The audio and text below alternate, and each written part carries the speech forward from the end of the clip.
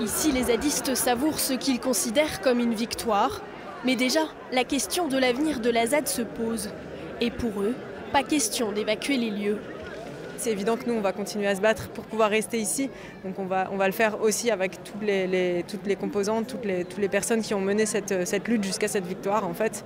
Et voilà, la lutte elle continue en tout cas pour nous et en tout cas on habite ici depuis plusieurs années pour certains, donc on ne va pas partir comme ça. Ce qu'on exige, c'est que les 2000 hectares de terre qui ont été concédés à AGO Vinci pour construire cet aéroport, ce projet dont l'État lui-même en abandonnant a reconnu qu'il était inutile et qu'il n'était pas d'utilité publique, on veut maintenant que ces 2000 hectares de terre soient attribués à une entité issue du mouvement de lutte dans toutes ses composantes, qui détermine leur usage et qui permettent des nouvelles installations agricoles et des expérimentations en termes d'autonomie alimentaire. On va cultiver des terres, on va continuer à développer des projets dans les cadres, hors cadre. On va continuer à faire ce qu'on a fait depuis quelques années, c'est-à-dire soutenir les luttes dans les métropoles avoisinantes, à Rennes, à Nantes, les luttes des sans-papiers et des migrants. On va continuer à approvisionner avec la nourriture qui est produite ici, les piquets de grève tout autour.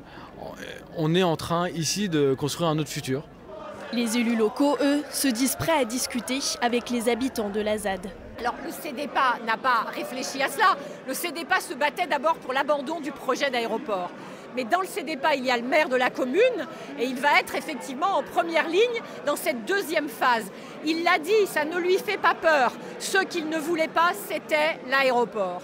Maintenant, il va travailler comme tous les maires. J'ai été maire, j'ai eu à régler des problèmes de caravanes illégales, de terrains occupés et je n'ai jamais eu ou presque recours à la force publique.